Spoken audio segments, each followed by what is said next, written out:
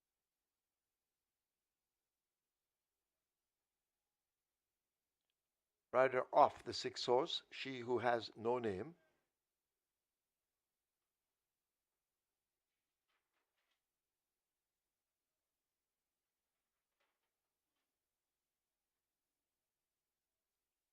So we wait on the rest to begin loading.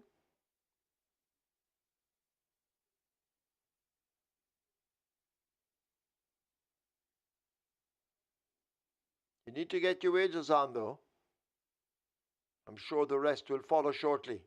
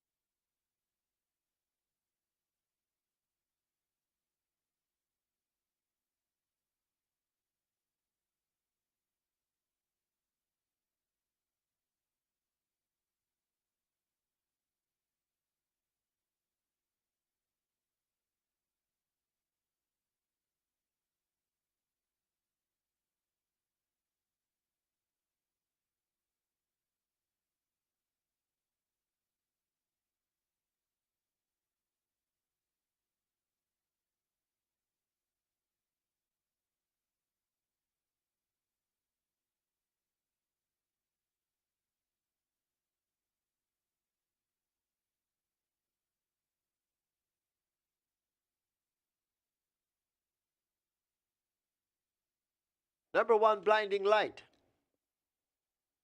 has gone net 1, the Survivor coming into 2 as the loading up now begins in earnest. The Survivor is in.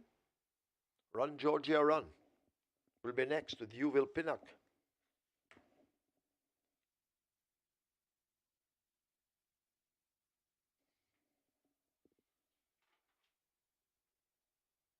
Security Code coming into 4. Lady Katgara lining up for 5. Not many left to load.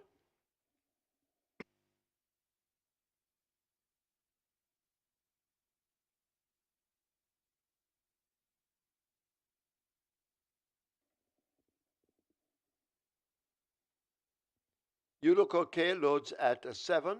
Medal Award they try with at 8.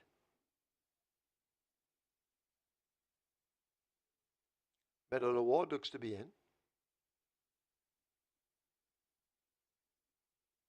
Empress in the Breeze to come into 9. Loads. 1 to load, double the cash. That's the hope of every punter, to double their cash. Field in line.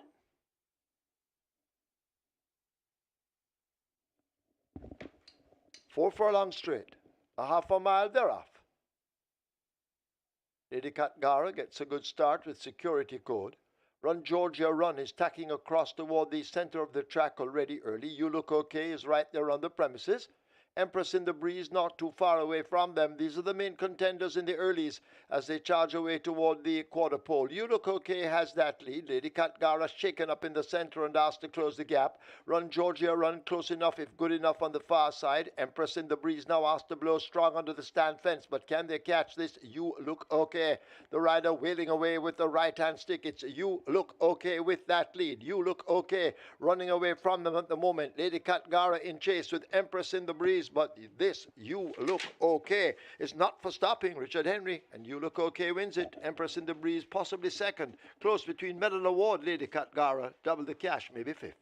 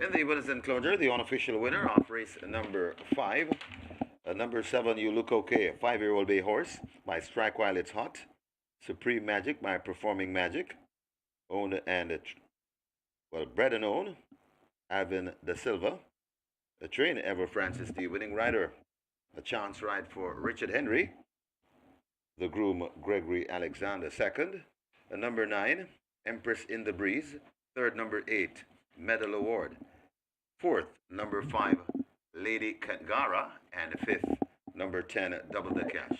Final time for 4 furlong straight, 48 and 3.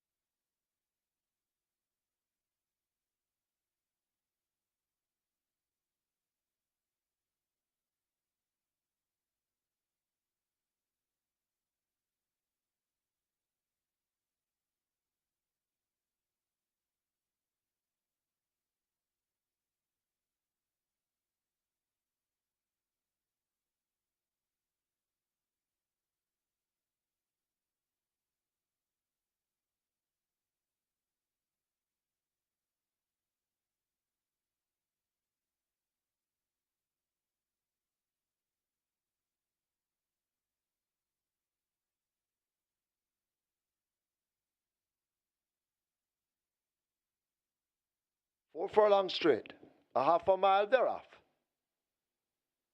Lady Katgara gets a good start with security code. Run Georgia Run is tacking across toward the center of the track already early. You Look Okay is right there on the premises. Empress in the Breeze not too far away from them. These are the main contenders in the earlies as they charge away toward the quarter pole. You Look Okay has that lead. Lady Katgara shaken up in the center and asked to close the gap. Run Georgia Run close enough if good enough on the far side. Empress in the Breeze now asked to blow strong under the stand fence, but can they catch this? You Look Okay. The rider wailing away with the right hand stick. It's You Look Okay with that lead. You Look Okay running away from them at the moment. Lady Katgara in chase with Empress in the Breeze, but this You Look Okay is not for stopping. Richard Henry and You Look Okay wins it. Empress in the Breeze possibly second. Close between Medal Award, Lady Katgara, Double the Cash, maybe fifth.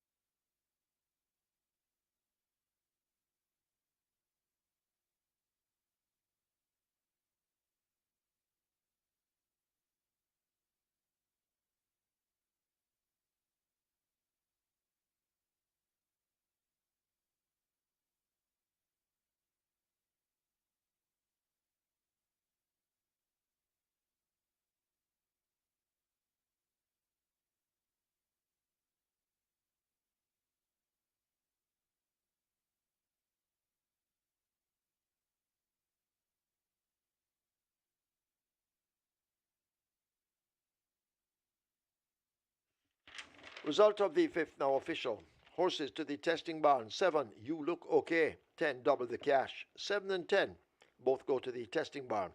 You Look Okay, 2,308 to win, 188 to place. Second 9, Empress in the Breeze, 110. Third 8, Medal Award, 106. Fourth 5, Lady Katgara. Fifth 10, Double the Cash. The double 5,248. Exacta 3,606. Quinella 2,228. Trifecta 2,244. Superfecta 7,098. 7 high fives, each receiving $19,037. 31 triples, 9,549. 3 winners of the Quick Four, 83,332. Single winner jackpot in the Quick Four, 350,000, 956.83 cents. The split was 24-1. They completed a half mile in 48-3. The margins 2 3/4 by 1.5.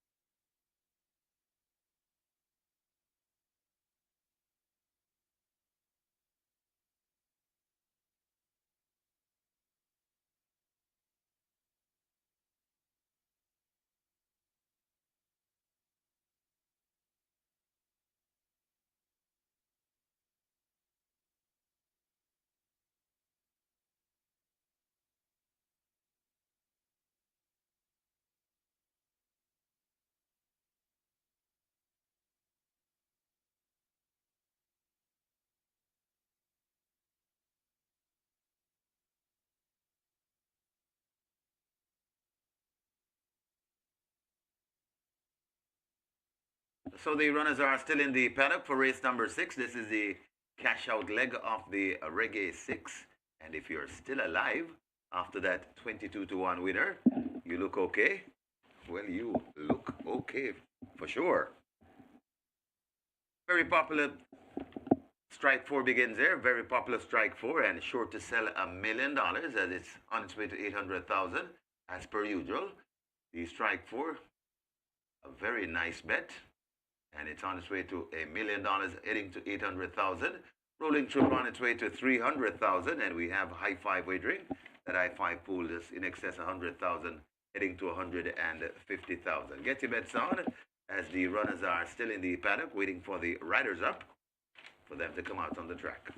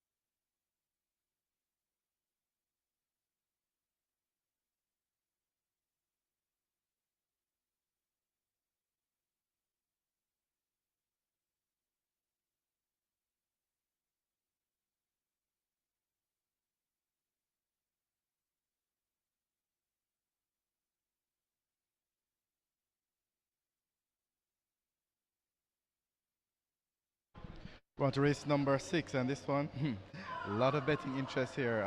Very competitive betting. So let's start with some of the better ones. Number 4, Ridgeliner, opened at $8, down to about $6 now. Well supported, Ridgeliner. Golden Loyalty at $5, well supported as well.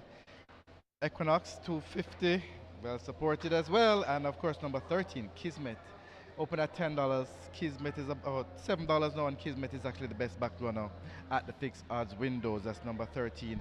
Kismet, best back runner at the fixed odds windows, currently at $7. There are a couple other horses that are getting some sprinkles of attention. Number 9, Hanushi at $5.50 now. Then there's Princess Aquila at $7, and 3, Aria's Reign at $9.50.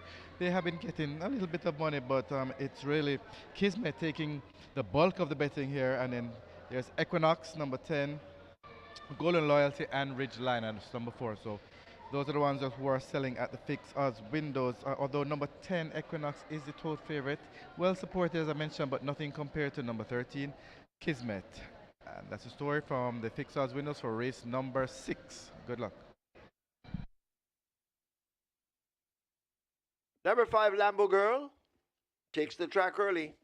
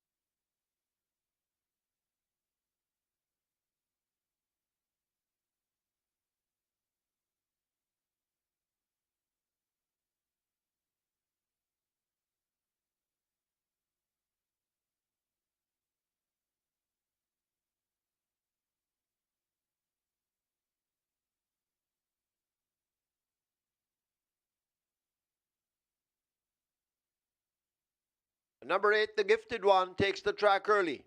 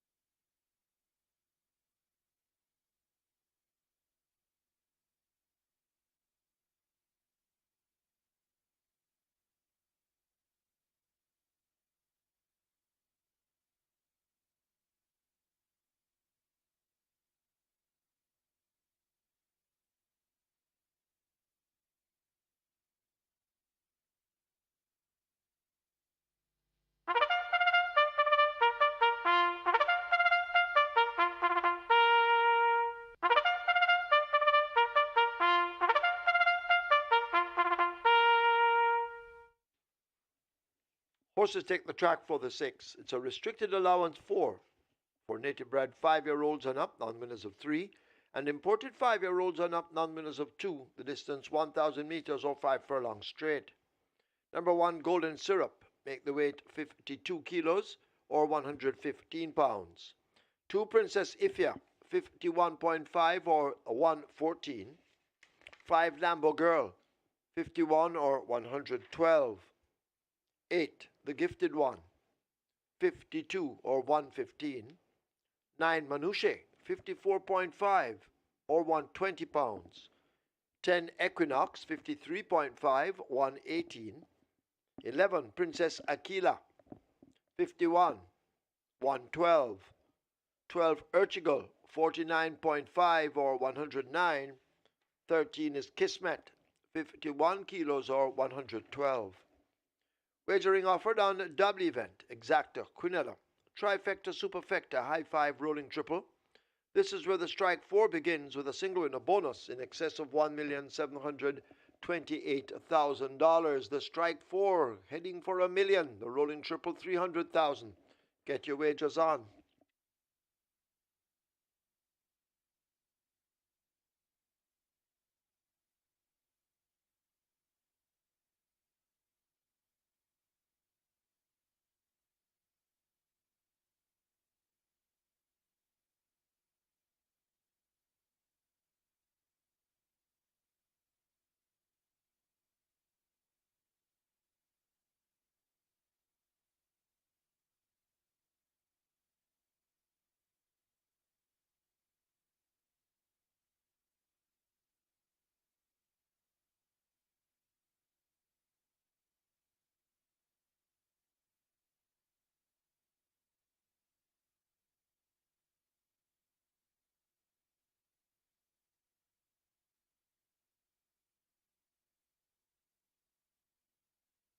Runners making their way to post. This is the cash out leg of the Reggae 6.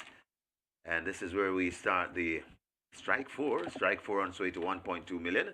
Strike 4 heading to 1.2 million. Rolling triple on its way to 400,000. High 5. Close to 200,000 and climbing. Get your bets on as the runners make their way to post.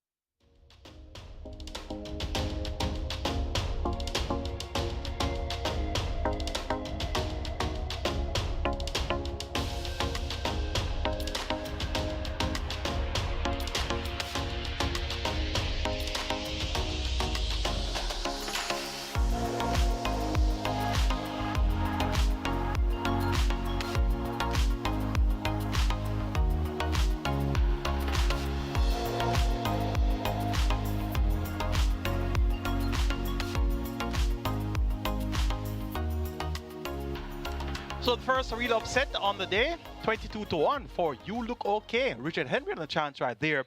And he rode for trader Everett Francis and owner breeder Alwyn Da Silva.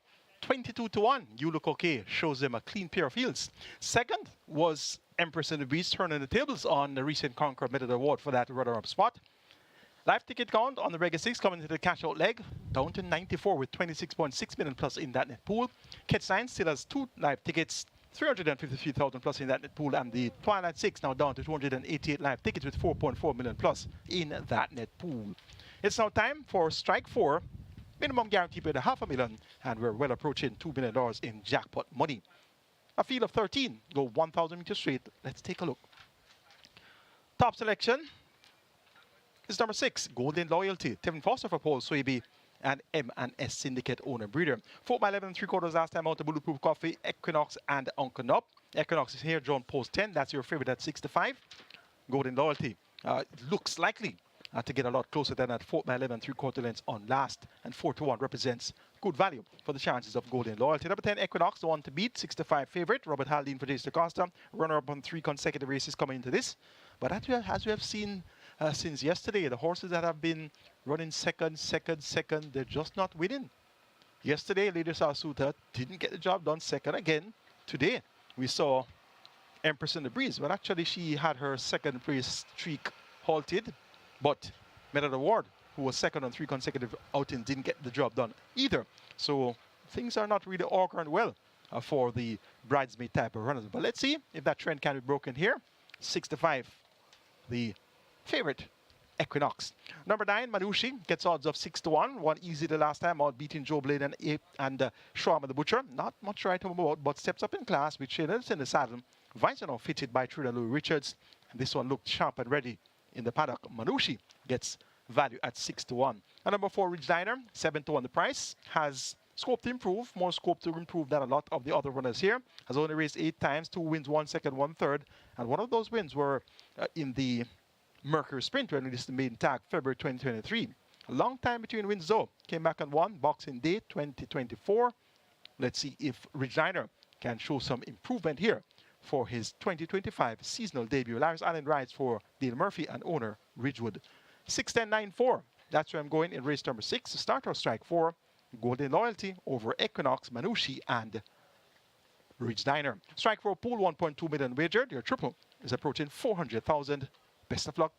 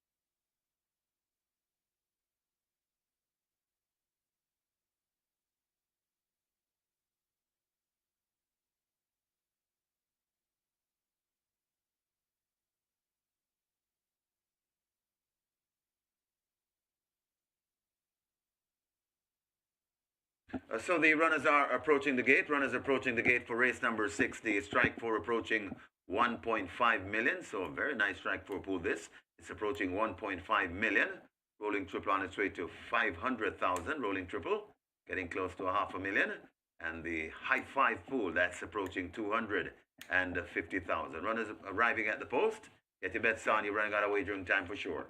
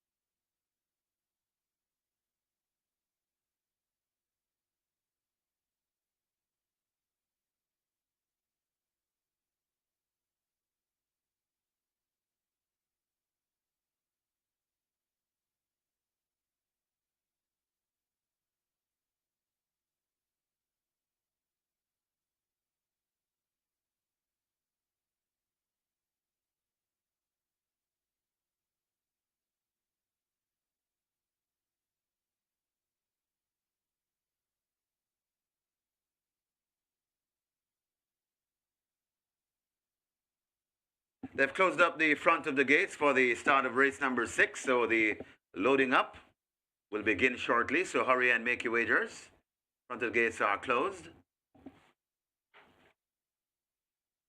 Loading up will begin at any moment now.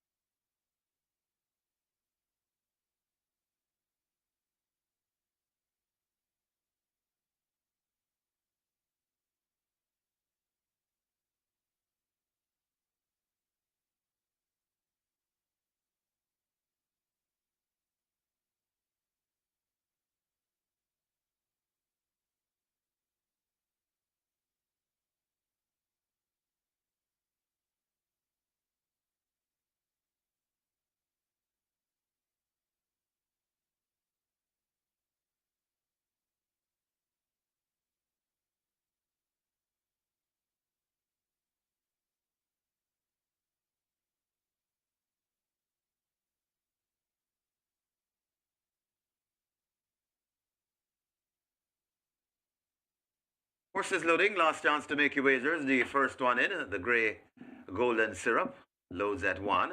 Princess Ifya joins at 2. So horses loading.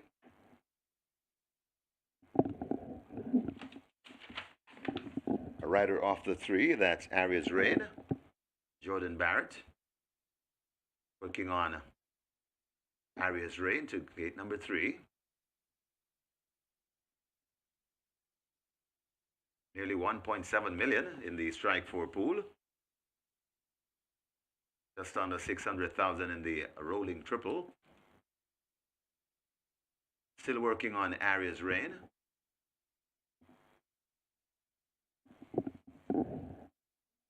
Lambo Girl is in at 5.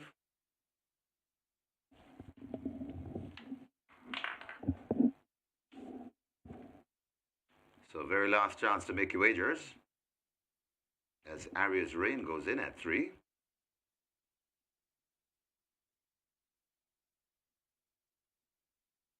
Got a 7-5 favorite in Equinox from the Lakeland Farms, the owners.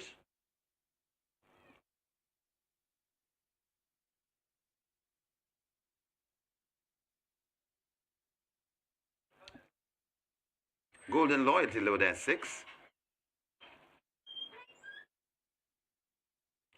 Workout Crew heads to 7, minus Dick Cardenas. Workout Crew goes in.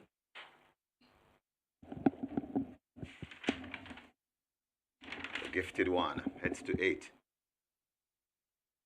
Goes in.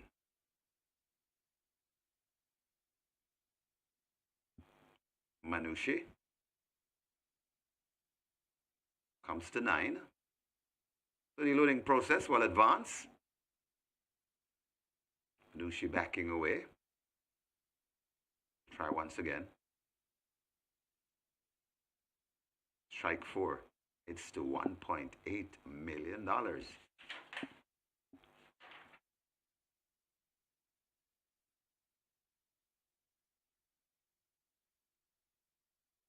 Manushi goes in.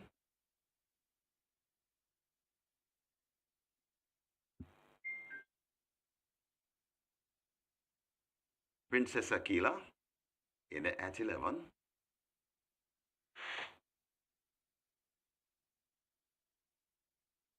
rider of Equinox, so Robert Halladine. Looks to be working on Equinox, the 7-5 favorite. Equinox goes in. Ridgeliner. It's to 4. Kismet. Go to the final one. Vertical is already in. Ready for a start. 5 furlongs straight the trip. Best of luck if you're closing in the Reggae 6.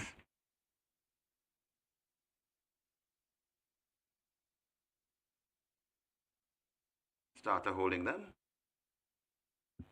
Maybe one or two a bit antsy in the gate.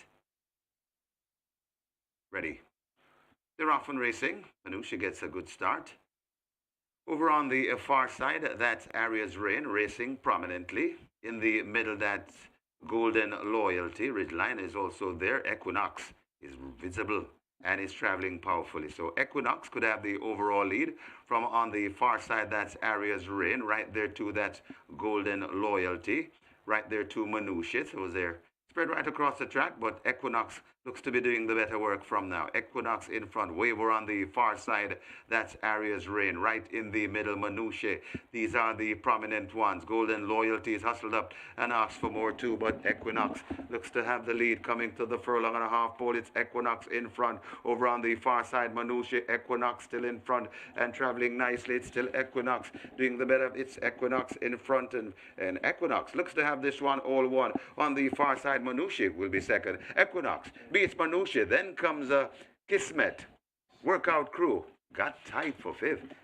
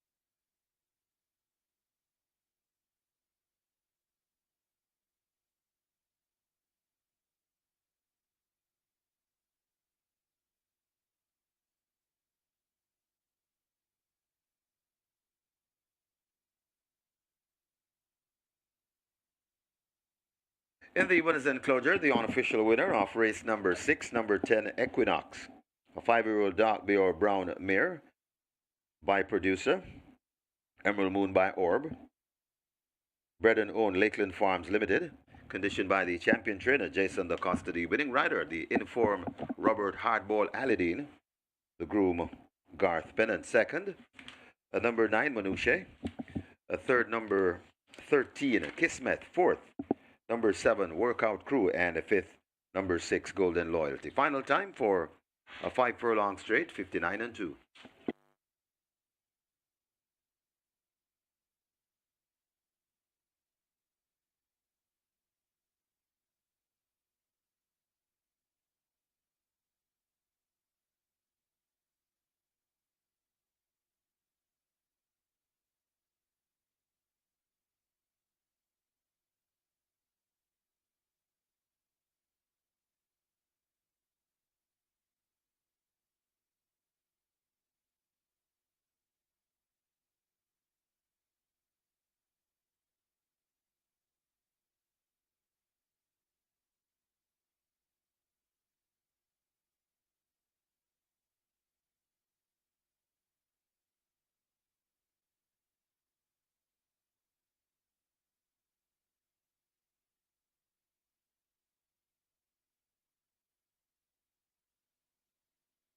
Ready. They're off and racing. Manusha gets a good start. Over on the far side, that's Aria's Rain racing prominently. In the middle, that's Golden Loyalty. Ridgeline is also there. Equinox is visible and is traveling powerfully. So Equinox could have the overall lead. From on the far side, that's Aria's Rain. Right there, too, that's Golden Loyalty. Right there, too, Manouche. So they're spread right across the track, but Equinox looks to be doing the better work from now. Equinox in front, Waver on the far side, that's Aria's Rain. Right in the middle, Manouche. These are the prominent ones. Golden Loyalty is hustled up and asks for more too, but Equinox looks to have the lead coming to the furlong and a half pole. It's Equinox in front. Over on the far side, Manouche, Equinox still in front and traveling nicely. It's still Equinox doing the better. It's Equinox in front, and Equinox looks to have this one all won. On the far side, Manouche will be second. Equinox beats Manouche. Then comes Kismet. Workout Crew got tied for fifth.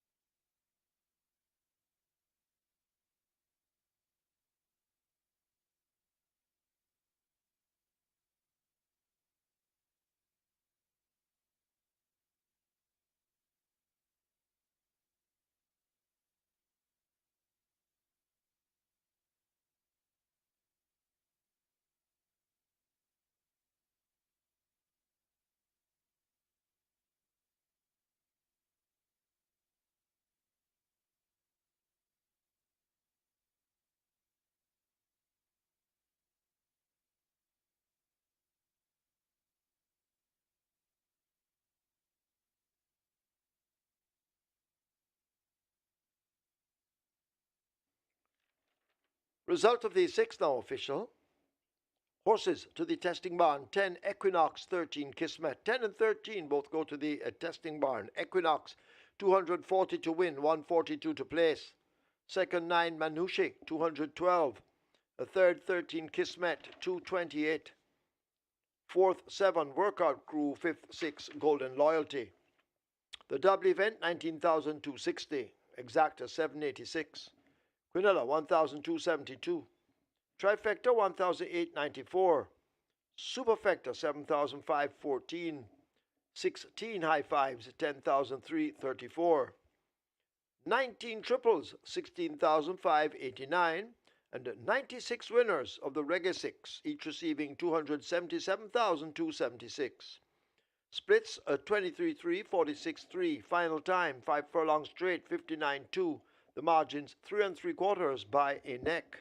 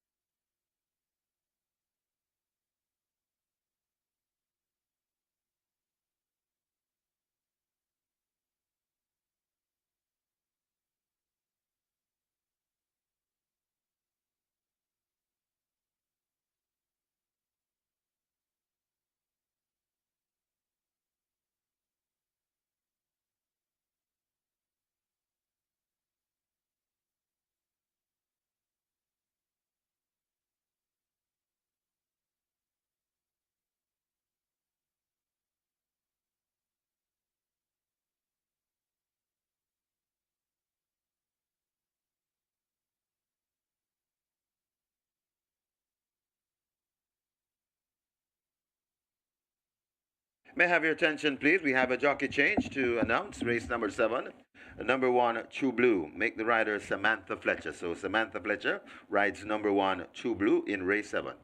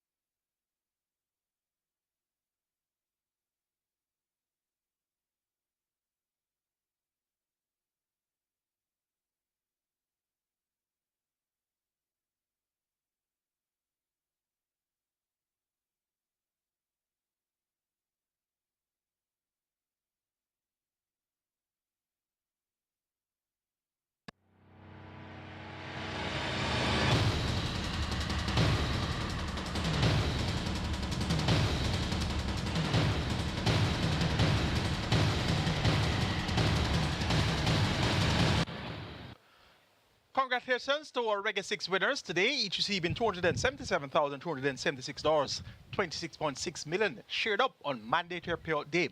Nice win there by the favorite Equinox, Robert Haldane, Ride for Jason Costa and Lakeland Sound Limited, owner breeder. Equinox now graduates to non-winners of 4. Let's take a look at the closing stages of our Reggae 6 races. Jones Strike has something to do to catch this leader Muscatoon as they charge down the stretch. Last Dance is right against the rail. Jones Strike now picking up and gathering momentum. Muscatoon under the stick and under a ferocious drive to fight off Jones Strike and the Last Dance. These three in tight quarters, and Muscatoon continues to find more under a sparkling ride inside the final 16th. Here now is Jones Strike kicking in on the outside, and Jones Strike and Muscatoon bobbing noses with Last Dance. They've gone by. Looks to be Jones Strike just over Muscatoon and Last Dance, but it's close. Land of Acati could be next over Genealogy. They're at the top of the lane. Titan Tempo says, catch me if you can.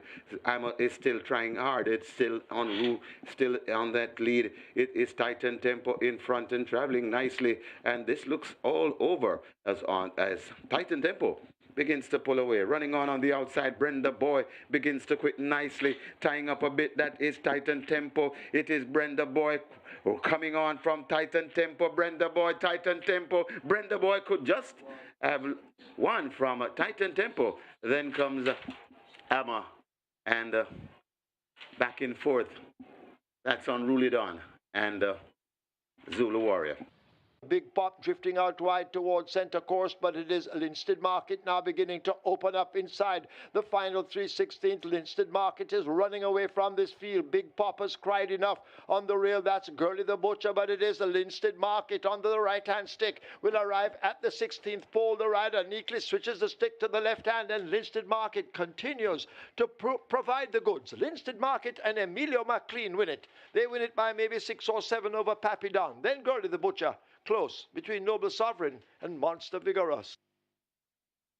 That is Little Grover Thing there at the top of the lane. Regnant still in front and traveling powerfully. Still there. Alexa's Lodge hounding all the time. It's Regnant and Paul Francis trying to take this one home. They're coming to the furlong pole. Regnant still in front. Alexa's Lodge still fighting on, but Regnant begins to sprint away. Coming out on the outside. That is Emperor of the Cats, Regnant in front, and Regnant never looked in danger. Regnant by about 4 lengths. Got tight for second. Little Grover Thing and Alexa's Lodge going by. Then comes Emperor of the Cats back in 5th. That's Rosa the Warrior. Empress in the Breeze now asked to blow strong under the stand fence, but can they catch this? You Look Okay. The rider wailing away with the right-hand stick. It's You Look Okay with that lead. You Look Okay running away from them at the moment. Lady Katgara in chase with Empress in the Breeze, but this You Look Okay is not for stopping Richard Henry, and You Look Okay wins it. Empress in the Breeze possibly second. Close between Medal Award, Lady Katgara, double the cash, maybe 5th. These are the prominent ones. Golden Loyalty is hustled up and asks for more too, but Equinox looks to have the lead coming to the furlong and a half pole. It's Equinox in front. Over on the far side, Manusha, Equinox still in front and traveling nicely. It's still Equinox doing the better. It's Equinox in front, and Equinox looks to have this one all won. On the far side, Manusha will be second. Equinox beats Manusha. Then comes Kismet. Workout Crew got tight for 5th.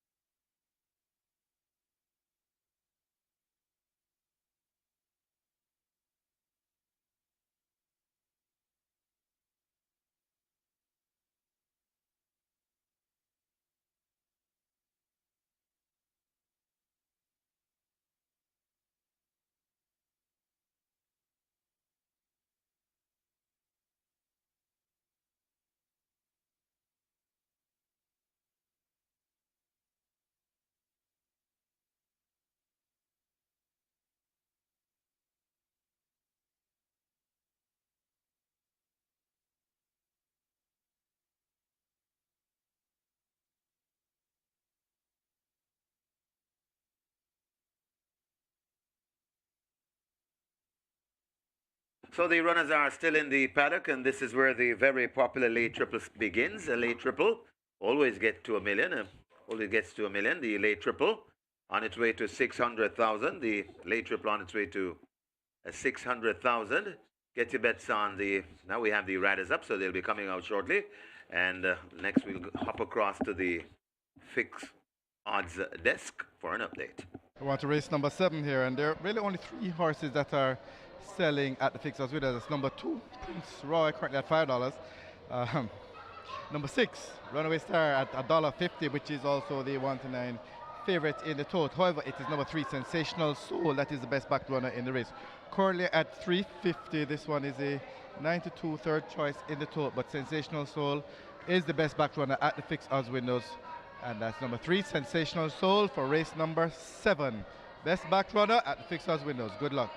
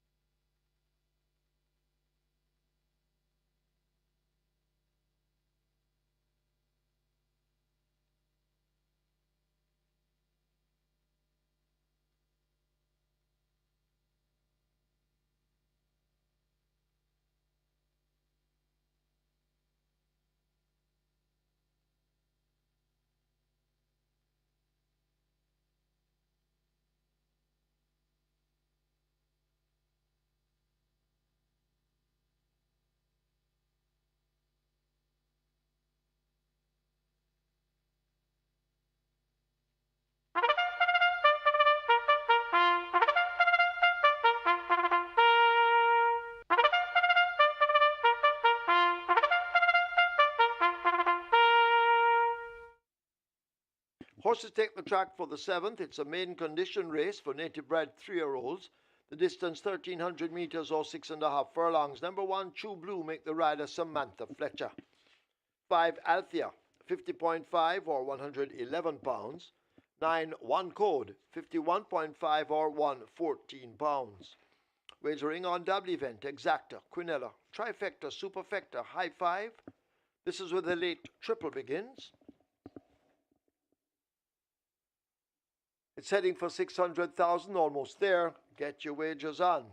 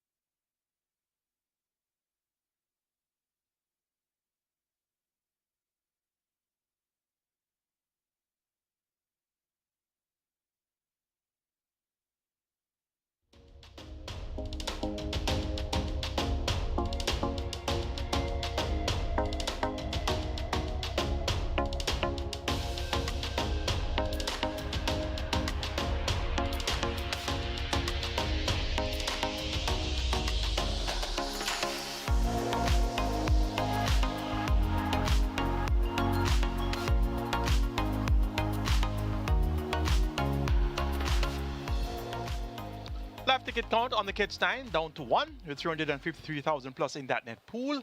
And we have live ticket count on the Twilight 6 down to 225 with 4.49 million plus in that net pool. It's now time for the late triple, minimum guarantee pay at 400,000. We have a field of 9 maidens and they go 1,300 meters or 600 furlongs. It's our native bred threes, the purse 1,050,000.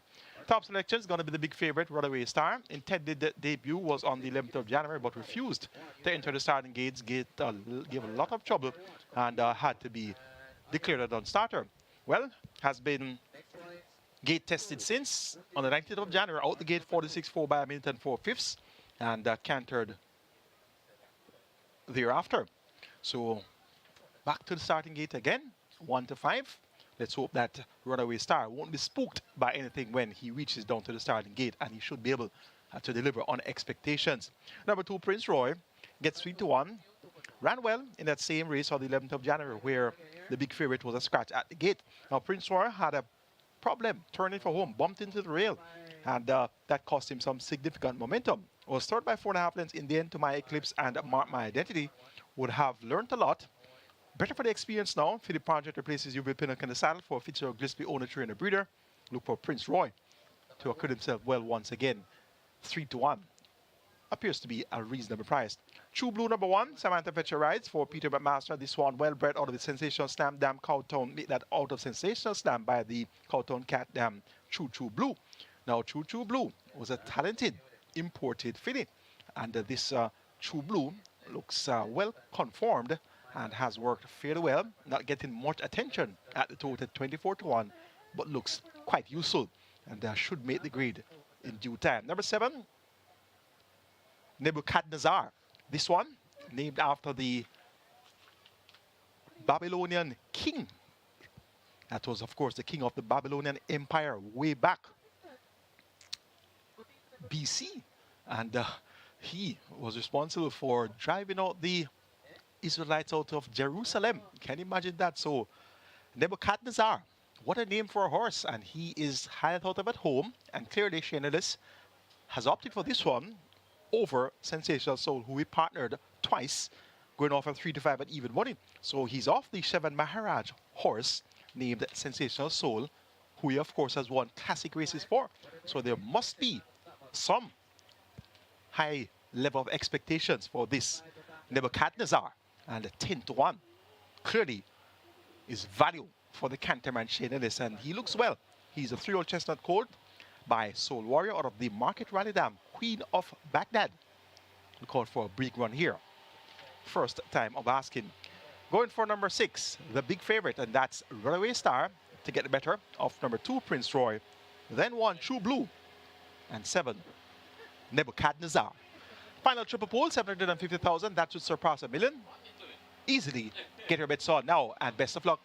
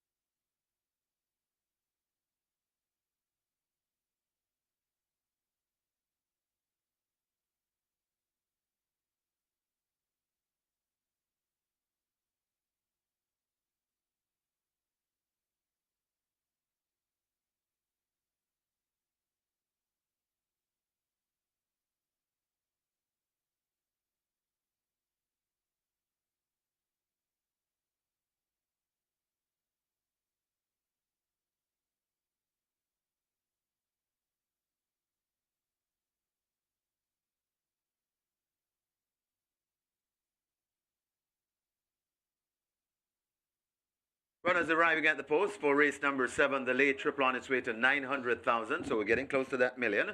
Late triple on its way to 900,000 and getting close to that million. The high 5 pool on its way to 200,000. Get your bets on as the runners are arriving at the post.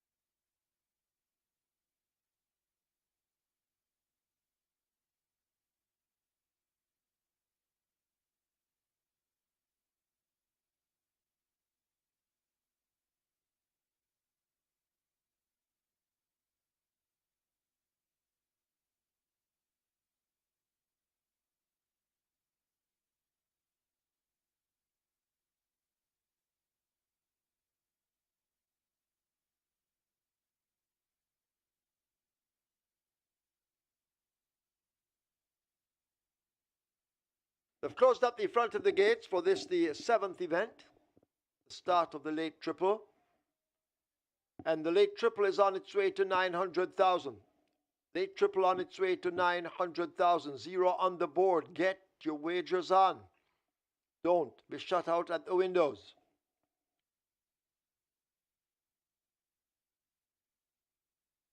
High five on its way to 200,000.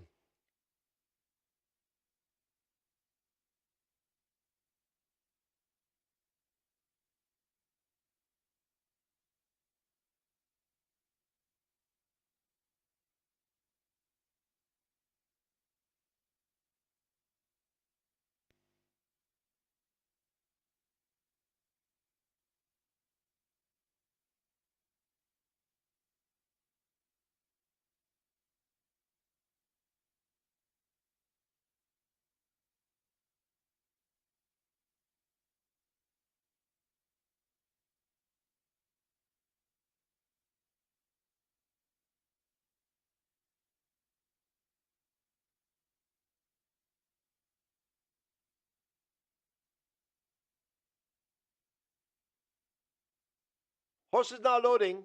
First one in a true blue, minus the rider. Prince Roy comes in at 2.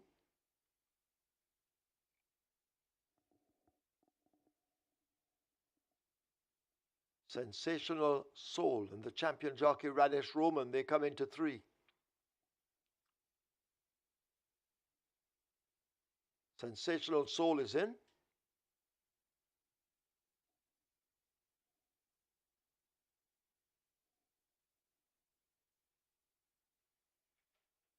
Prince Holder and Miracle Selection come into 4.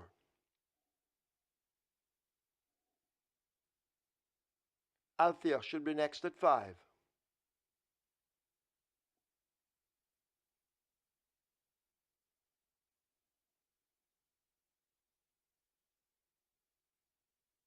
Althea is in. They're lining up Slam Sharp and Ian Spence for gate 8.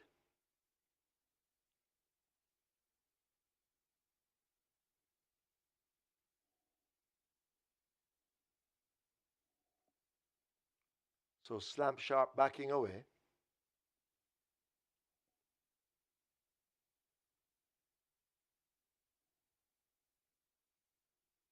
Slam Sharp is in. A 1 code coming into 9. Nebuchadnezzar coming into 7.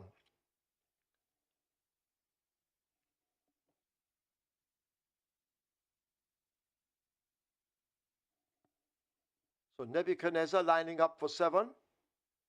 Runaway Star gave problems last time to load, was disqualified. At the gates, became a scratch. And now we wait on a Runaway Star. What will happen today? The 2 to 5 favorite.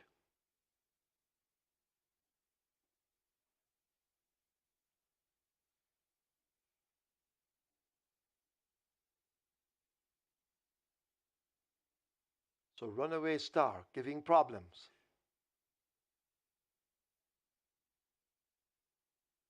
Haladine looking for a double along with Shane Ellis and Radesh Roman. These 3 riders already were in the winner's enclosure. And Runaway Star continues to give trouble. Haladine off.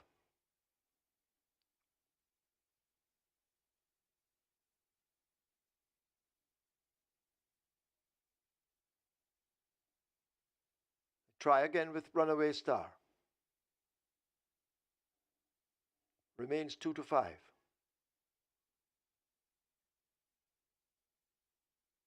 Runaway Star once again giving trouble to load.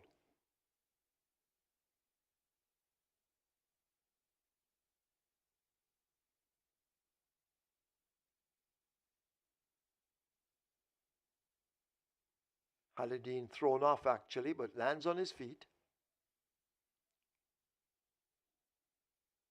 So Runaway Star, although having ability, has a serious problem at the gate.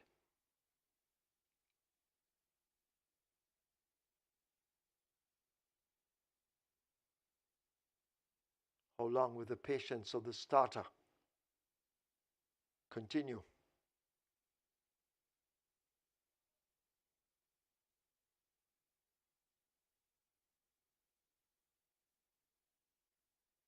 So Runaway Star being led riderless into gate 6.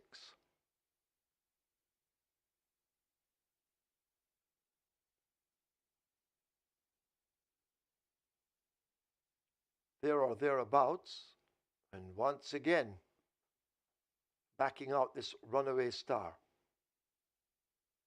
Seems to be in again. Up goes Haladine. Field in line. 6.5 furlongs.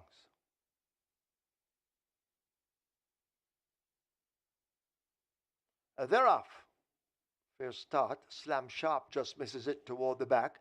Runaway Star making a good run toward the outside as they leave the 6. Sensational Soul, though, blasts by them all and now takes pole position. Sensational Soul on that lead from the favorite, a Runaway Star. Prince Roy not too far away in third as they leave the 5. A gap back to True Blue. Althea asked to pick up on the outside.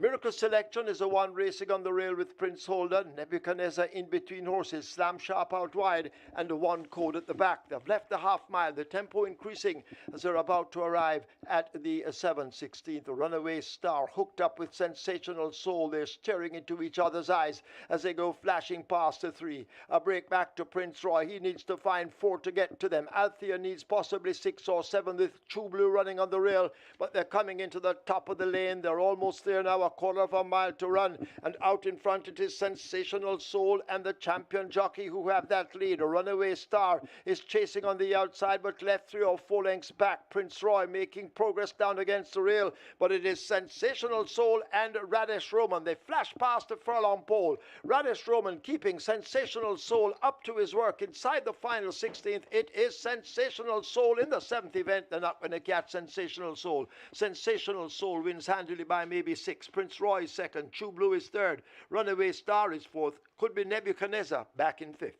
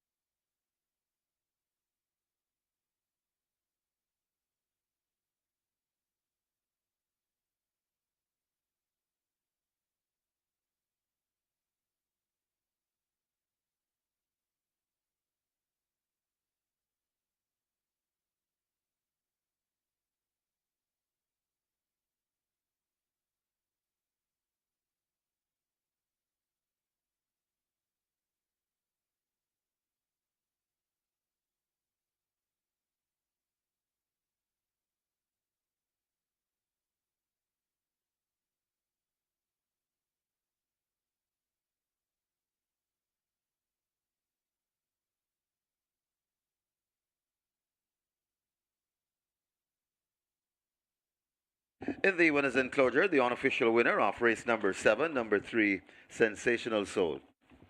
A 3-year-old chestnut colt by a Soul Warrior. A red gold by Wizard of Gold.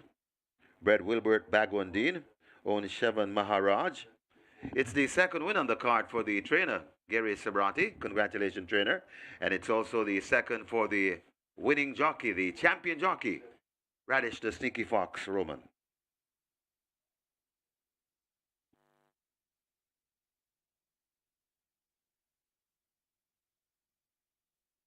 Second, number 2, Prince Roy. Third, number 1, True Blue. Fourth, number 6, Runaway Star. And we have a dead heat for fifth. Number 5, Althea. And the number 7, Nebuchadnezzar. Dead heating for fifth. Final time for 6.5 furlongs, 1:22 and 4.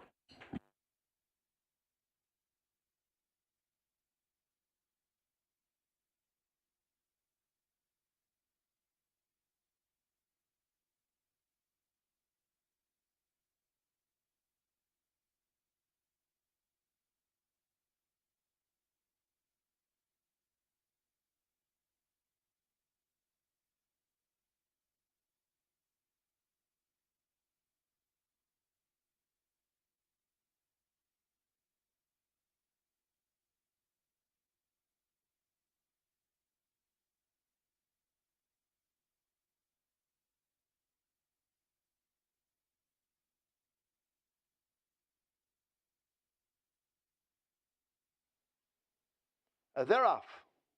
Fair start. Slam Sharp just misses it toward the back. Runaway Star making a good run toward the outside as they leave the 6. Sensational Soul, though, blasts by them all and now takes pole position. Sensational Soul on that lead from the favorite, a Runaway Star. Prince Roy not too far away in third as they leave the 5. A gap back to True Blue. Althea asked to pick up on the outside. Miracle Selection is the one racing on the rail with Prince Holder. Nebuchadnezzar in between horses. Slam Sharp out wide and the 1 code at the back. They've left the half mile. The tempo increasing as they're about to arrive at the 7/16. The Runaway Star hooked up with Sensational Soul. They're staring into each other's eyes as they go flashing past the 3. A break back to Prince Roy. He needs to find 4 to get to them. Althea needs possibly 6 or 7 with True Blue running on the rail, but they're coming into the top of the lane. They're almost there now. A quarter of a mile to run, and out in front it is Sensational Soul and the champion jockey who have that lead. A Runaway Star is chasing on the outside, but left 3 or 4 lengths back. Prince Roy making progress down against the rail, but it is Sensational Soul and Radish Roman. They flash past the furlong pole. Radish Roman keeping Sensational Soul up to his work inside the final 16th. It is Sensational Soul in the 7th event. They're not going to catch Sensational Soul. Sensational Soul wins handily by maybe 6. Prince Roy is second. True Blue is third. Runaway Star is fourth. Could be Nebuchadnezzar back in fifth. So we have a revised placing. Fifth went to number 7, Nebuchadnezzar. There is no dead heat. Fifth went to number 7, Nebuchadnezzar. So the placings, first 3, Sensational Soul. Second, 2, Prince Roy. Third, 1, True Blue. Fourth, 6, Runaway Star. Fifth, number 7, Nebuchadnezzar.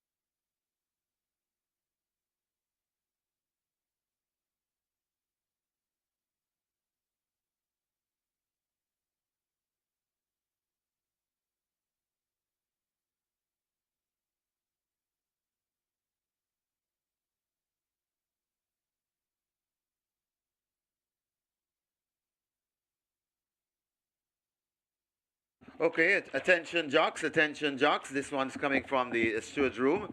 The outrider has a radio and it can contact the steward. So if you have an objection to lodge, you go straight to the outrider.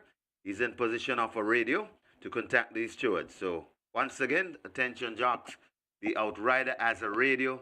So the objection, if you have an objection, you can contact the outrider and you'll convey that to the stewards. Thank you.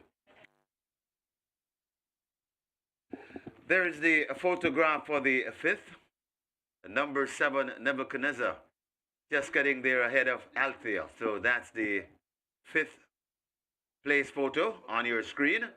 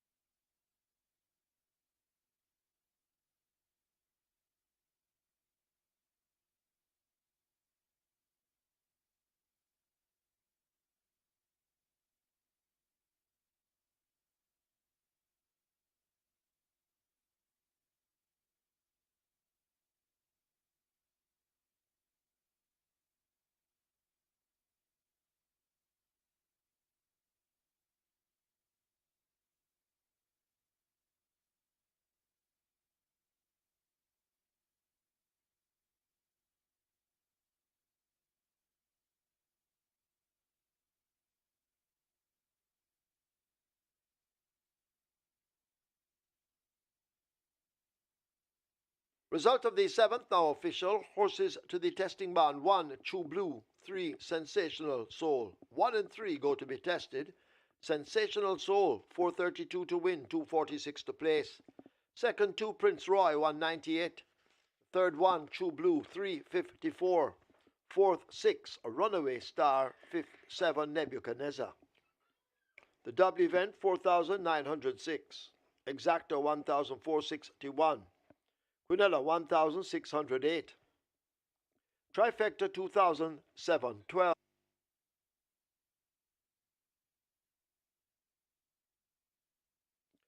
The superfecta, 3,781. 34 high fives, 3,226. 5 winning triples, 42,529. One winner of the early 5-star, 705,582 and 50 cents. Splits 24-2, 49, 115-4.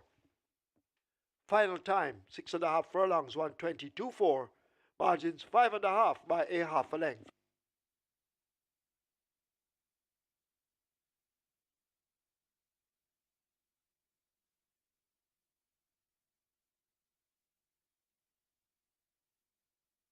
Number 6, Pineapple, takes the track early. So number 6, Pineapple, on the track early.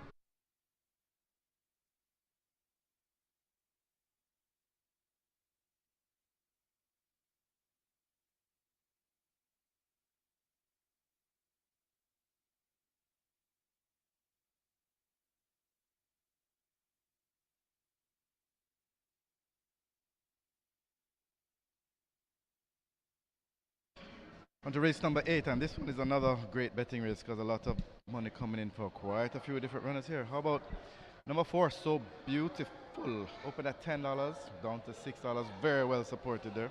Number 6, Pineapple, well supported as usual, currently at 330. That's one drifting up a little bit. It was at 250 not too long ago, but it's out to 350, 330 now. That's number 6, Pineapple.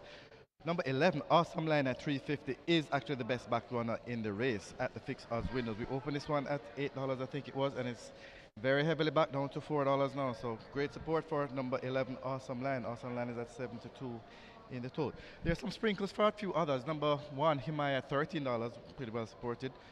She's Adorable at $6, and number 5, Princess Fiani at $13, well supported as well. But 6, Pineapple, and 11, Awesome Line are the 2 best back runners, with number 11, Awesome Line being definitely the best back runner at the fixed odds winners for race number 8. So good luck.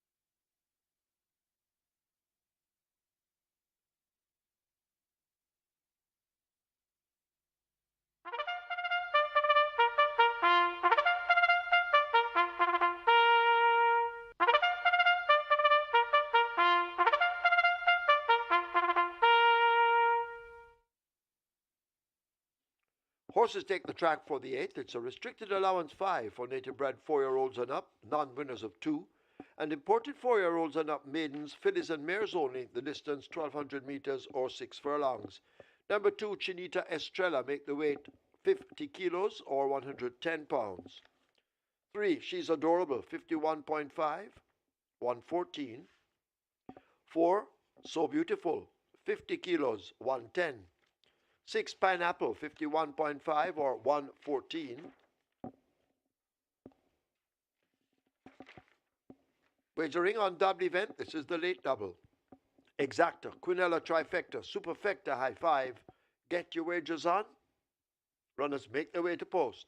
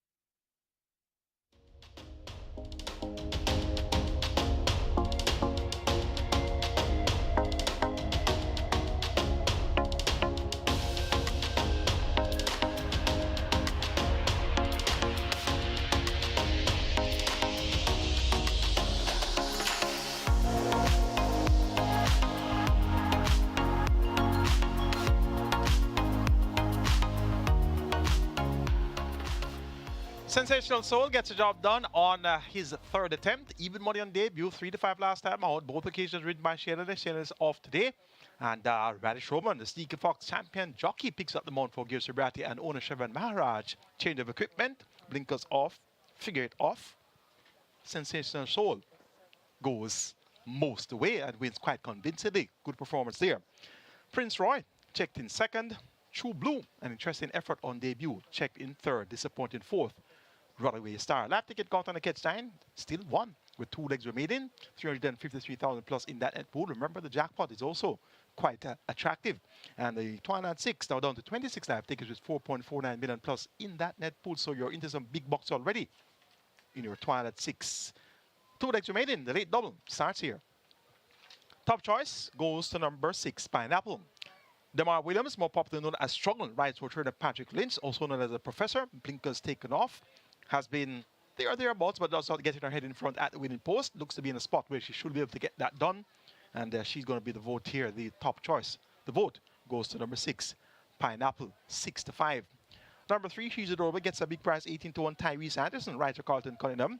Has shaped well since late last season and makes her 2025 debut. 5th last time out by 9 lengths to Francis. 18-1. It's a good way to find out what She's Adorable is up to today. Number 7, Hit the Run, gets 5-1. Showed good form going 2 turns last time out. Cuts back to sprinting and gets more attention than betting 5-1. Went up at 53-1 at last. 0 Minutes, more popular known as Cranberry, rides for champion trainer Des Acosta and owner Elizabeth Acosta. Number 9 is Tornado Steel, 9-2. The Wiley Coyote Dick Cardenas rides for Kerry Tucker, the Music Man. And he had this one looking good. 4th last time out behind Catalina Princess, Pineapple, and Adara. So the cash is on today. And look for Tornado Steel to be blowing strong all the way through to the wire. Going here for number 6, Pineapple to get rid of number 3. She's Adorable, then 7, Hit and Run, and 9, Tornado Steel.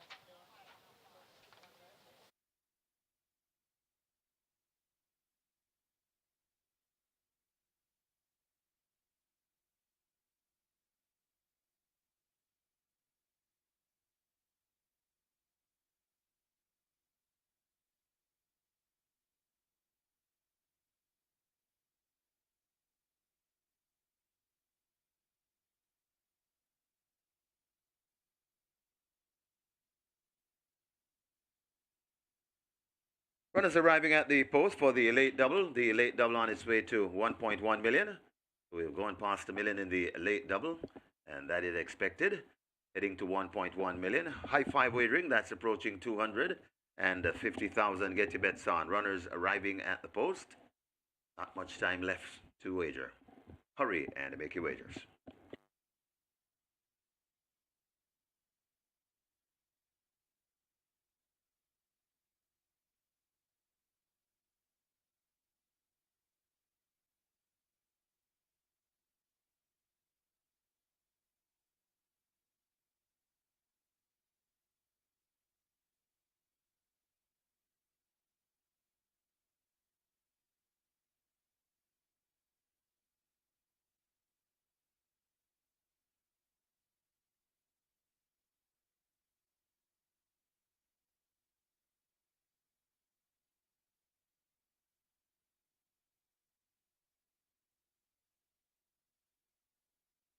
Closing the front of the gate for the loading process. Hurry and make your wagers. They're closing up for the loading up.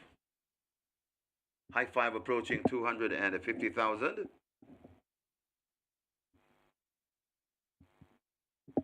And the front of the gates are closed.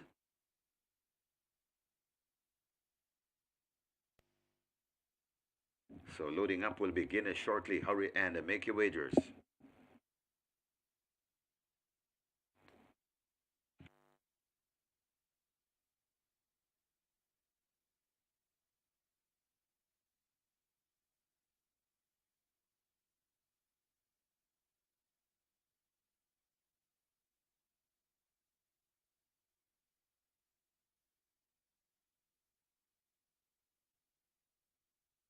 Late double approaching 1.5 million, so nearly 1.5 million wagered in the late double as the runners are being called forward. Chinita Estrella, the first one to load. Horses loading. She's Adorable joins or heads to 3. She's Adorable goes in.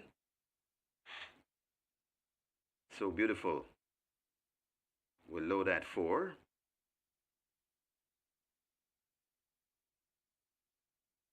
Princess Fiani pulled to 5.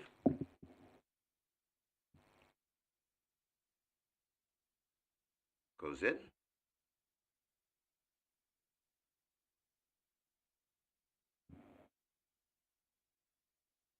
We have a 6-5 favorite in Pineapple. That's horse number 6. Hit and Run heads to gate 7. Hit and Run goes in. Little Maggie could be next at 8. Himaya heads to gate 1. Himaya goes in. Little Maggie joins at 8.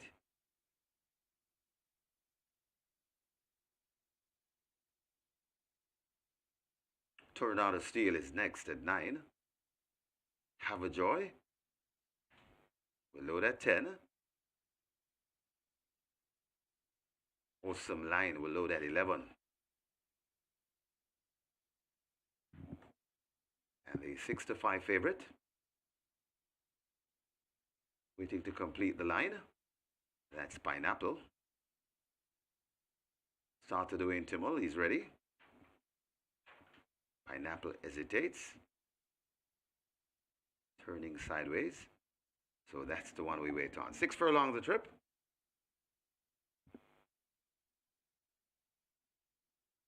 Pineapple.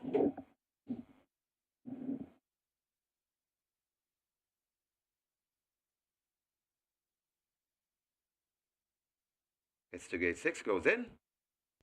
And we're ready. Ready for a start. They're off and racing, a very good line. Tornado Steel gets a flyer right in the middle. Princess Fiani is right there too. Awesome Line is away sharply. Right against the rails, that's Himaya. Pineapple rushing down into it as they go past the 5. It's Tornado Steel on that lead. A length and a half in front of Princess Fiani racing in second. Then comes a Pineapple in third. Just on the outside of Pineapple and joining, that's Awesome Line as they go past the the 4 furlong point on the course. It is Tornado Steel on that lead, coming to the 3 with a 2.5 length lead, cutting down on the outside. That's Princess Fiani right against the coming on to that is a Awesome Line. It is Tornado Steel in front, but not by far. Awesome Line is rushing down on the outside. Tornado Steel still leading, coming to the furlong pole, kicking once again. Princess Fiani is out wide in the middle. Also coming on, that's Pineapple and Awesome Line. It is still Tornado Steel. Here comes Princess Fiani, and Princess Fiani has now struck the front. Pineapple will be coming late. It's Princess Fiani in front of Pineapple, charging on the outside. Princess Fiani looks to be going the better. Pineapple still coming on. Princess Fiani goes on to beat Pineapple. Got tight for third. It could be Awesome Line or Tornado Steel. She's Adorable has finished 5th.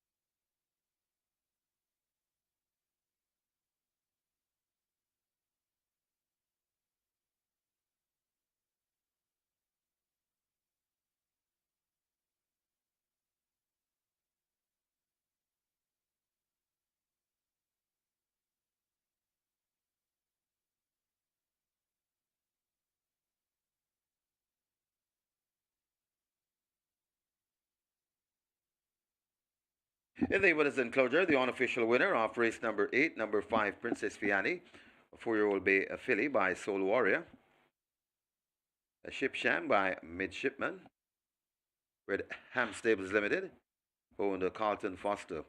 Train Rudolph Hardy, the winning rider, terrific, Tevin Foster. The groom, Darren Longmore, second.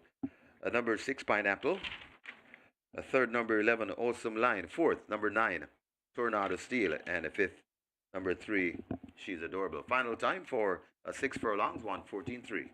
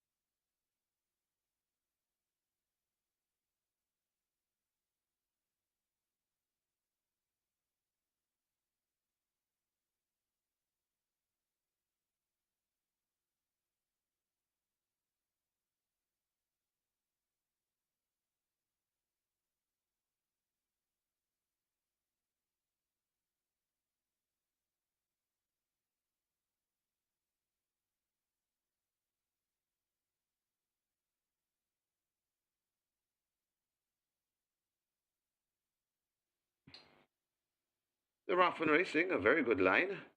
Tornado Steel gets a flyer right in the middle. Princess Fiani is right there too. Awesome Line is away sharply. Right against the rail, that's Imaya. Pineapple rushing down into it as they go past the 5. It's Tornado Steel on that lead. A length and a half in front of Princess Fiani racing in second. Then comes a Pineapple in third. Just on the outside of Pineapple and joining, that's Awesome Line as they go past the the 4 furlong point on the course.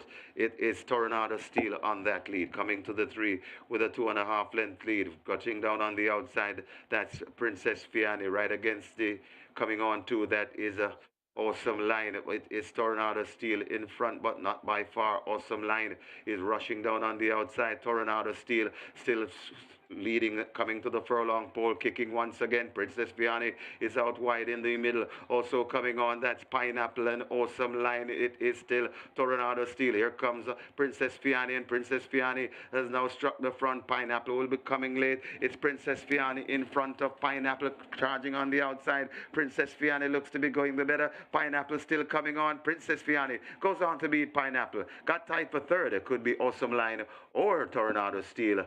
She's Adorable has finished 5th.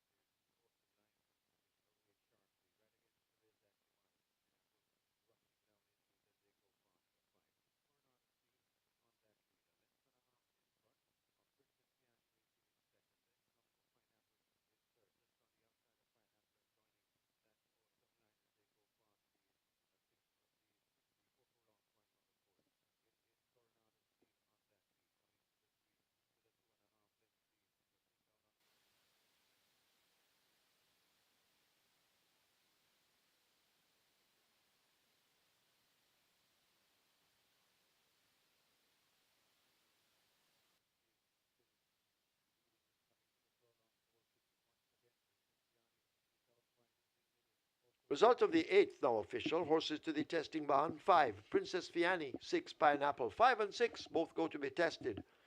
Princess Fiani, 1,058 to win, 230 to place. Second, 6, Pineapple, 142. Third, 11, Awesome Line, 220. Fourth, 9, Tornado Steel. Fifth, 3, She's Adorable.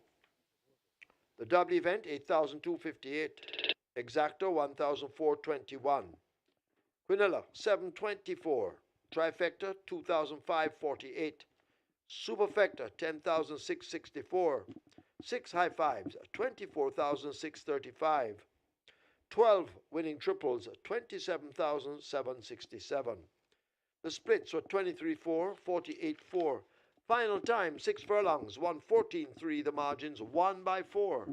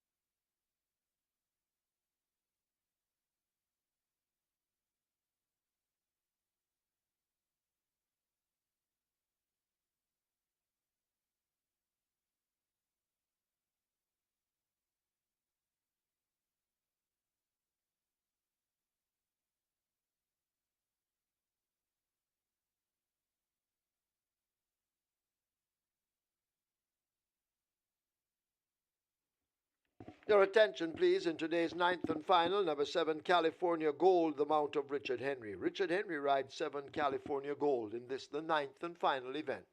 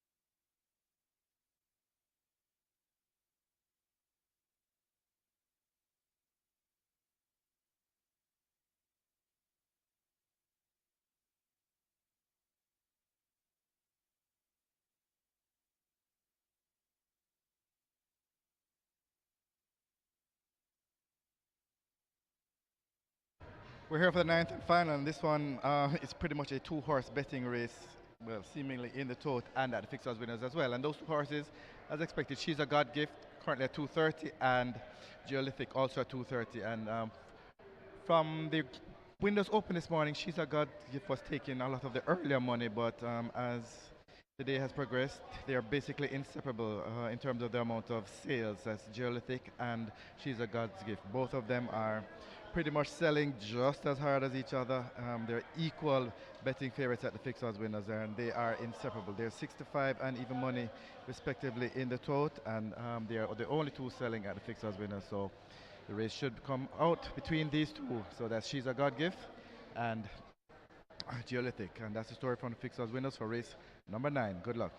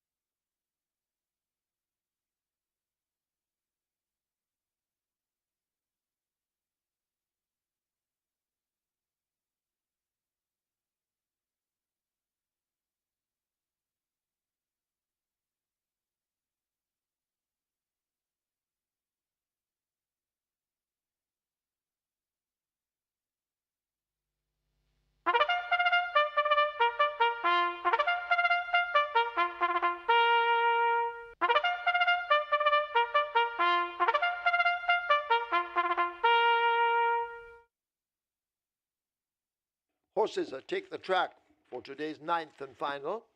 It's a restricted overnight allowance for 3-year-olds and up, the distance 1,500 meters or 7.5 furlongs. Number 2, Noble Attitude, the weight 52.5 or 116 pounds. 3, Cookie Day and Night, 49.5 or 109 pounds. 5, Easy Peasy, 51.5 or 114. 7, California Gold, 52.5 or 116, make the rider Richard Henry. 11, Provocativa, 54 or 119. 12, Grecian Light, 53 or 117. Wagering on Exacta, Quinella, Trifecta, Superfecta, High Five. Get your wagers on.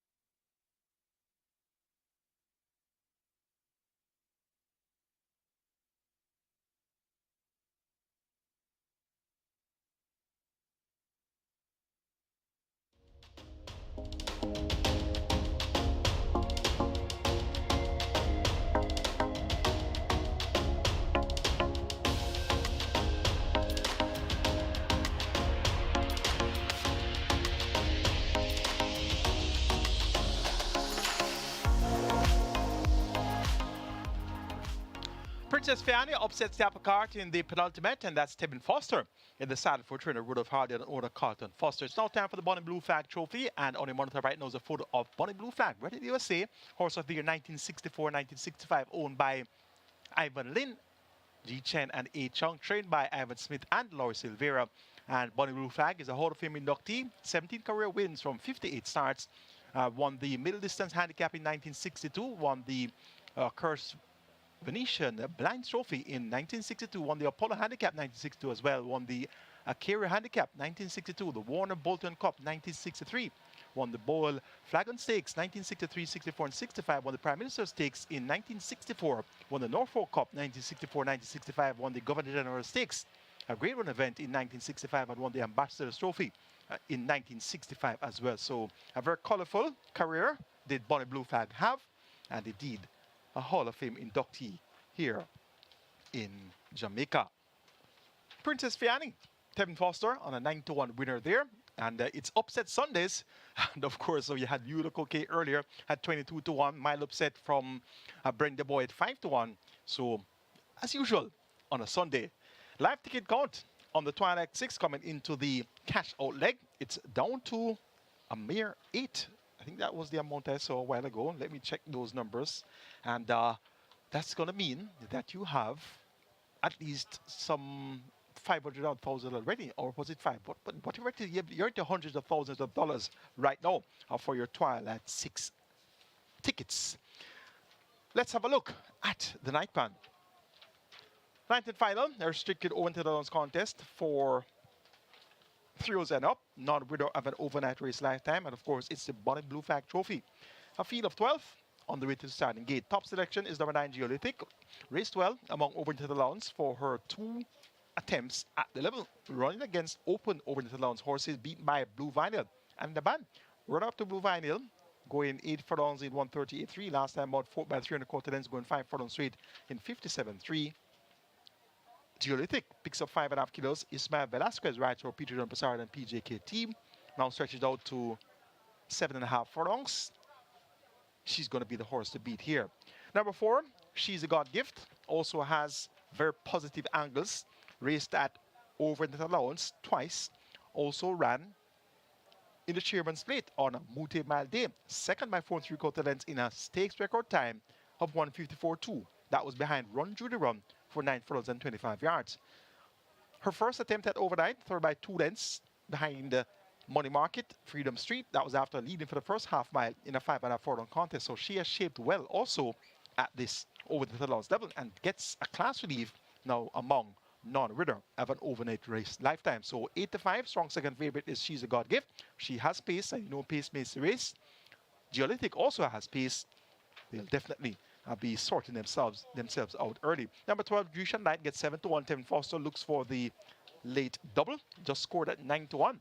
So this Grecian Knight has been not up to her best in her last 3 appearances. 9 by 16 3/4, 7 by 13.5, and 7 by 23.5. But if you look at the effort of the 26th of October, second by 3.25 lengths, Oasis Jack over 6.5 furlongs with 1 minute 20 seconds flat, and it's just a short in front of Money Market.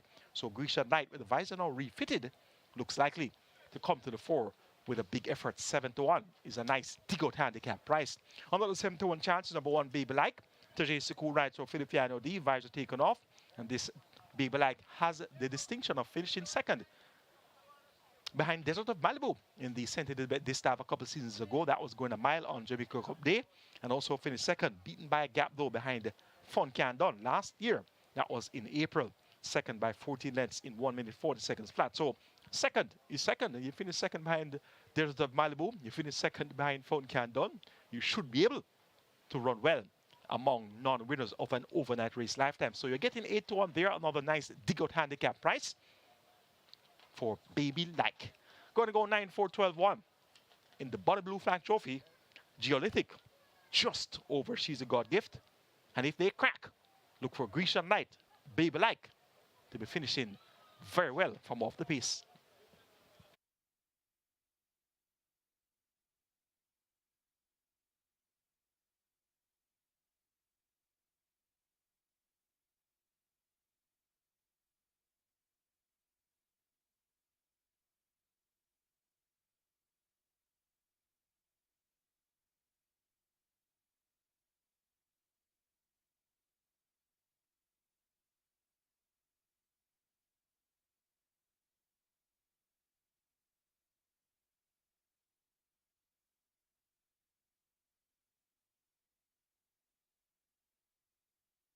So the runners are at the post for the Bonnie Blue Flag Trophy. This is race number 9, the curtain closer, and yet again we have a very nice high five pool.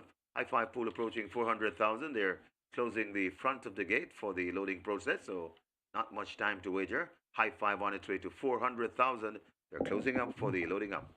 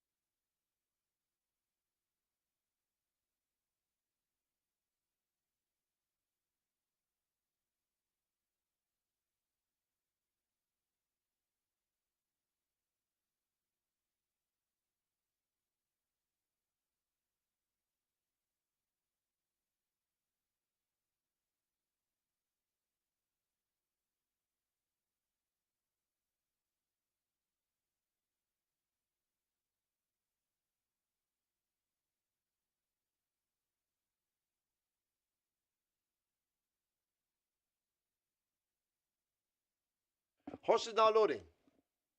First one in, a baby-like, riderless at the moment. You need to get your wagers on, loading up underway.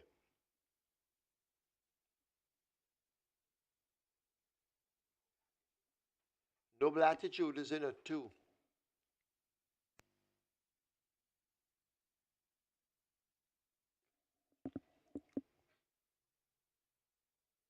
Cookie Day and Night comes to join them.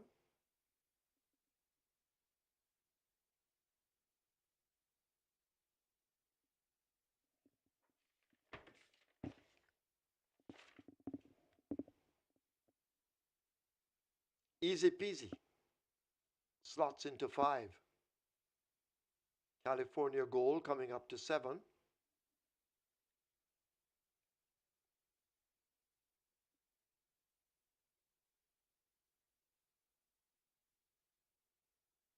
Super Alex coming into 10.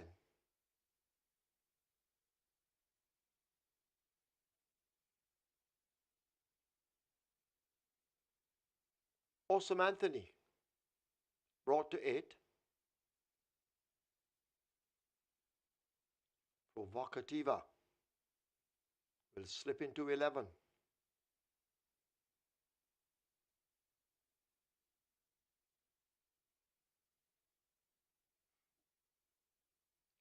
So loading up, well underway. Wagering time running out. She's a God gift. They line up for 4. Queco comes into 6.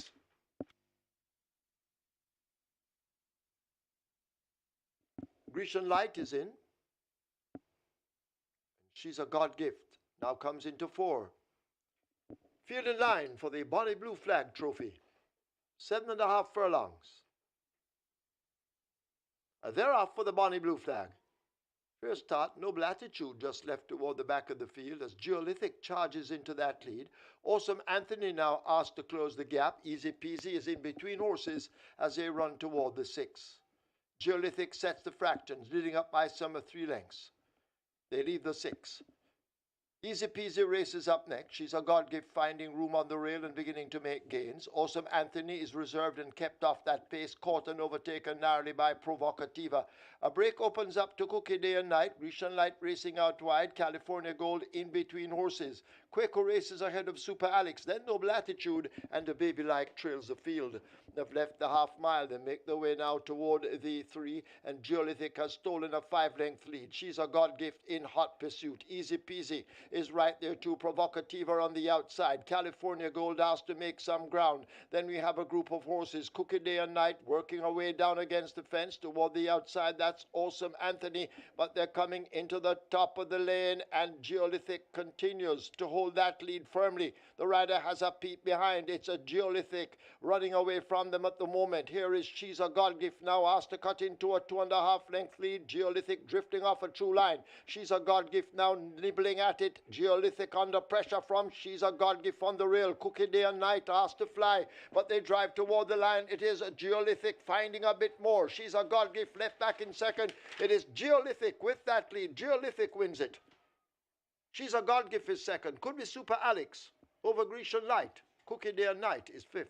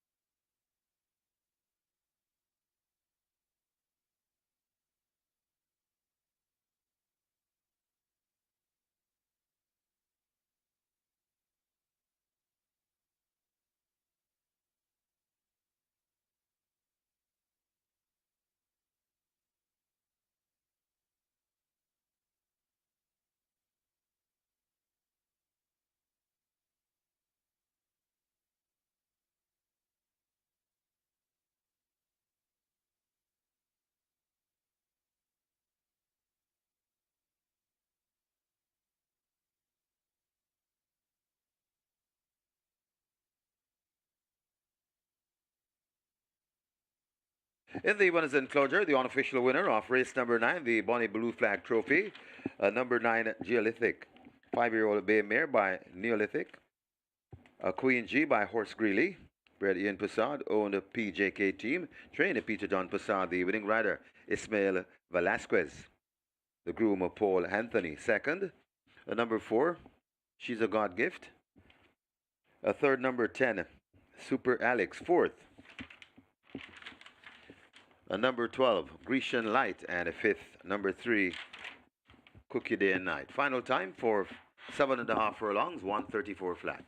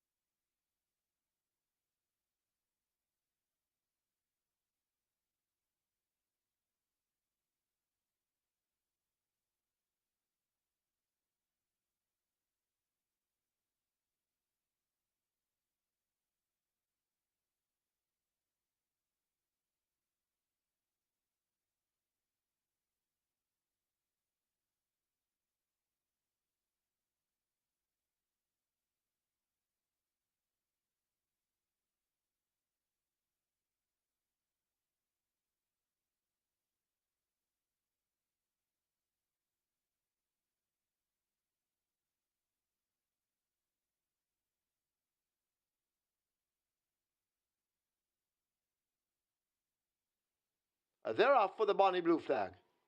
First start, Noble Attitude just left toward the back of the field as Geolithic charges into that lead. Awesome Anthony now asked to close the gap. Easy Peasy is in between horses as they run toward the 6. Geolithic sets the fractions, leading up by some of 3 lengths. They leave the 6.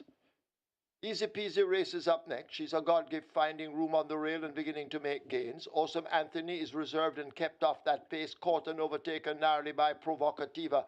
A break opens up to Cookie Day and Night. Grecian Light racing out wide. California Gold in between horses. Quaker races ahead of Super Alex. Then Noble Attitude and the Baby Like trails the field. They've left the half mile. They make their way now toward the 3, and Geolithic has stolen a 5-length lead. She's a God gift in hot pursuit. Easy Peasy is right there too. Provocativa on the outside. California Gold asked to make some ground. Then we have a group of horses, Cookie Day and Night, working our way down against the fence toward the outside. That's Awesome Anthony, but they're coming into the top of the lane, and Geolithic continues to hold that lead firmly. The rider has a peep behind. It's a Geolithic running away from them at the moment. Here is She's a God Gift now asked to cut into a 2.5-length lead. Geolithic drifting off a true line. She's a God Gift now nibbling at it. Geolithic under pressure from She's a God Gift on the rail. Cookie Day and Night asked to fly, but they drive toward the line. It is a Geolithic finding a bit more. She's a God Gift left back in second. It is Geolithic with that lead. Geolithic wins it. She's a God Gift is second. Could be Super Alex over Grecian Light. Cookie Day and Night is fifth.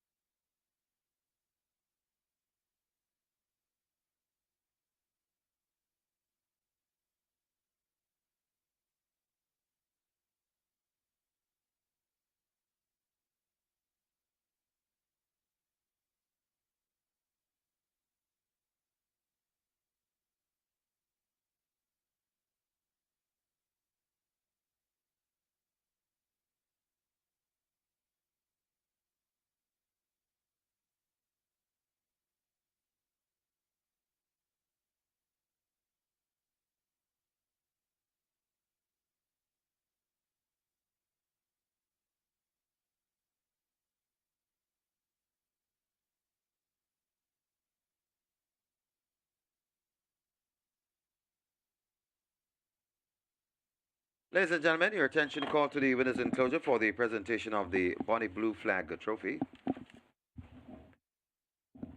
Making the presentation, Mr. Paul Smith. And he makes it to Peter John Prasad, the winning trainer, representing the winning owner PJK team. Also in the presentation party, the winning jockey, Ismael Velasquez. Congratulations to the winning connections, race number 9.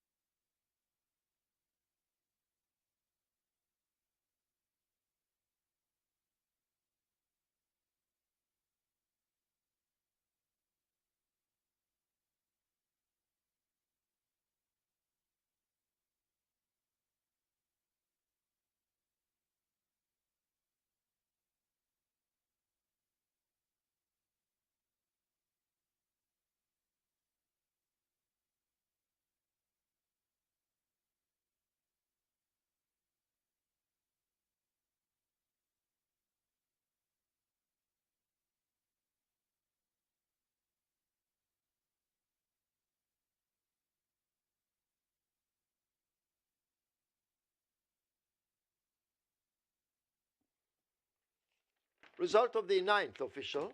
Horses to the testing barn. 4, She's a God Gift. 9, Geolithic.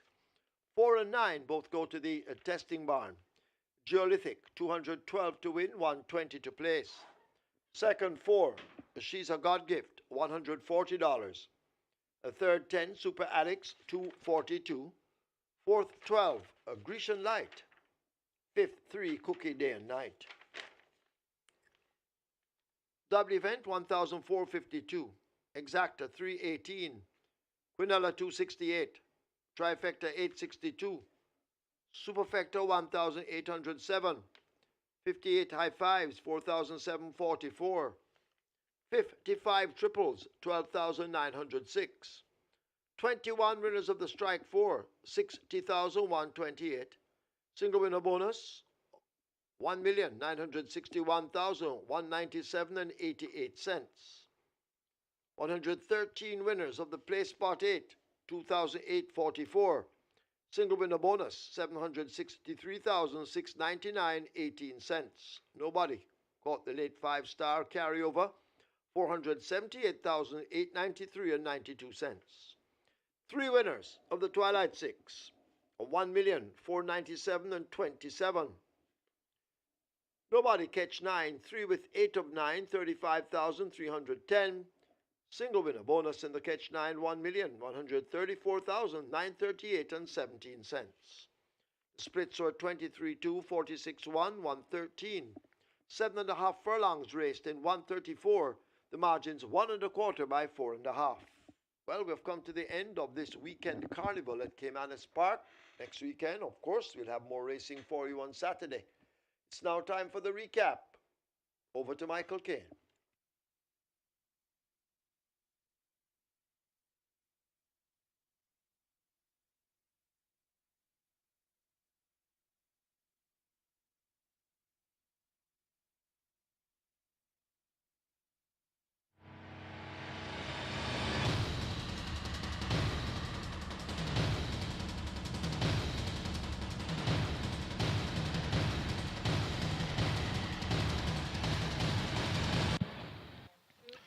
Eighteen races in the history books, and we have come to the closure of our two-day weekend carnival. And indeed, 9 races yesterday, 9 races today. And of course, today was mandatory payout in the Regular 6. Congrats to our Regular 6 winners, each receiving 220, make that 277,276. So a big day for Regular 6 players there.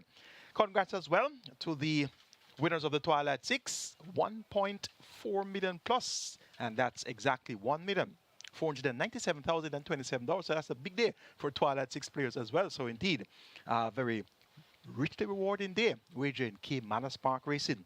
In terms of the leading lights today in the Jockey's Colony, champion jockey Rather Sneaky Fox Roman, he had a double. And trainer Gary Sabrati, he also had 2 wins on the card. So they started the show in their respective categories. We have 2 races to recap, races 2 and 9. And race number 2 was a restricted allowance for native bred 4 years and up, nuns of 3, and imported foals not nuns of 2. We had a big favorite here in the form of Titan Tempo number 1, Robert Haldane riding for Feliciano D and owner Edgar Miller.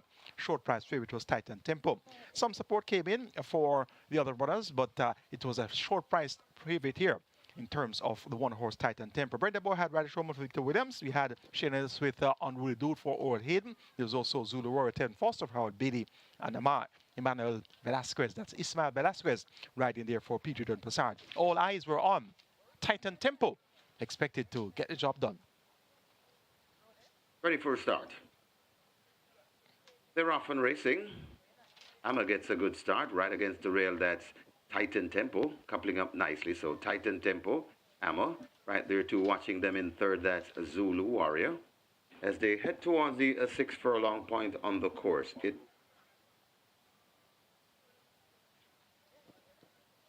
sharing that lead, Titan Tempo passing the 6, just the leader from Ammer Dutch on the outside. They're 3 lengths away before we come to Unruly Dawn.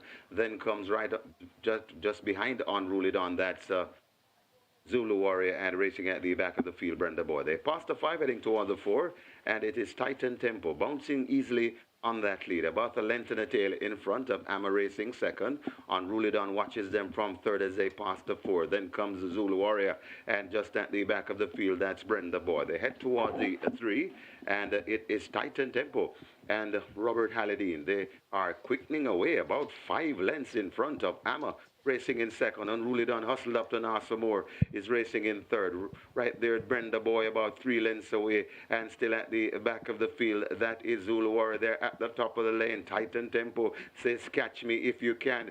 Amma is still trying hard. It's still on that lead. It is Titan Tempo in front and traveling nicely, and this looks all over as Titan Tempo begins to pull away. Running on the outside, Brenda Boy begins to quit nicely, tying up a bit. That is Titan Tempo. It is Brenda Boy coming on from Titan Tempo. Brenda Boy, Titan Tempo. Brenda Boy could just have won from Titan Tempo. Then comes Amma, and back and forth. That's Unruly Dawn and Zulu Warrior.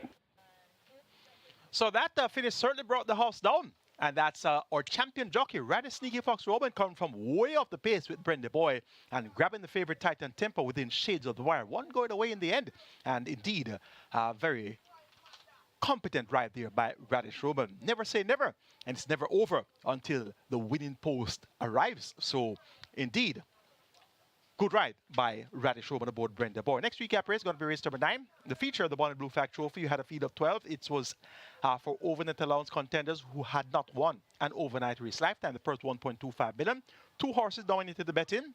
She's a God Gift. Japanese passenger riding there for trainer Leroy Thomason. And Geolithic with Ismael Velasquez riding for trainer Peter Dumbasar. The favorite and top selection was indeed Geolithic. And had it to be a close match between Geolithic and She's a God Gift. Expected them to come right down to wire in close proximity of each other. Let's see how the Bonnet Blue Flag Trophy unfolded.